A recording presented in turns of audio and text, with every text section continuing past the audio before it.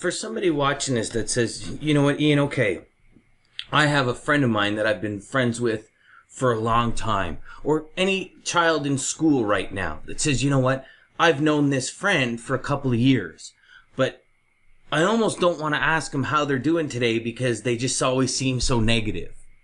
Mm-hmm. You know, as a child in school or a young adult in school, it's a little more difficult than, say, you and I to cut a friend or cut somebody that we know out of the equation. What would you suggest to them? What can you share with, you know, maybe some parents that are watching or even some students that are watching that say, you know what, I got this, this negative Nancy, if you will, in my corner. And every time I get hit, they're like, that's gotta hurt. That's gonna leave a mark. What would you share with them? You know, I would say be honest. Be completely honest. Because those people, I've had people like that in my life. They call me and I'm trying to be positive and they flip the script real quick. Hey, you know, I'm having trouble finding a job. And, you know, they start spewing all of this negativity. And it's just what we talked about. When your day starts that way, that's all you see. But you have to be honest with that person. Hey, you know, we're friends. We've been friends for a long time. And every time I talk to you, I enjoy talking to you. But I have to bring something to your attention. Can I be honest with you? The answer, I've never had anyone say no.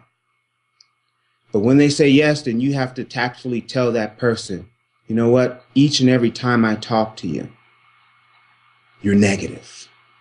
You're talking about all of the negative things that are going on in your life. I want you to write down some of the positive things that are going on in your life and focus on those things. I had a friend, he lives, well, I won't say where he lives, but he and I just went through that, where he was always going through something negative. And he and I had that honest moment between us. And now it's a different conversation. When we speak on the phone, he's identifying and seeing the things that are going right in his life. Because what happens is, I always say negativity it's like, and I'm sure you've never had an afro, right? But I always say negativity is like getting Velcro caught in your afro. I actually used to have really tight permed hair, so it was almost like an afro. I used to have a nice afro. But it's like, you know, it's like getting glitter on your hand. You know, you spill glitter on your hand. That's what negativity is like. Once it's on you, it's hard to get off.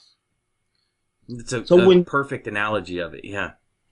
So when we have people like that in our life that are always negative, that seeps in and it creeps into us. And I don't enjoy hearing that. And I don't enjoy seeing my friends in that position or in that negative place. So I feel the best thing to do is be completely honest. And if have my friends say, you know what, I don't want you to be honest with me, or if he had become angry with me, then I would honestly have to say, you know what, then maybe we got to refigure our friendship here, you know, because I'm trying to help you. That's all I want to do is try to help you. Because some people, I believe that if people are kind of pulling you down, naturally we try to pull them up. But if in the process they're trying to pull you down with them, we got to let go. We have to let go. Or you will find yourself on that canvas with that person. And that's not going to help. It's a very selfish way to look at it. But the first thing that I said was, we try to lift that person up.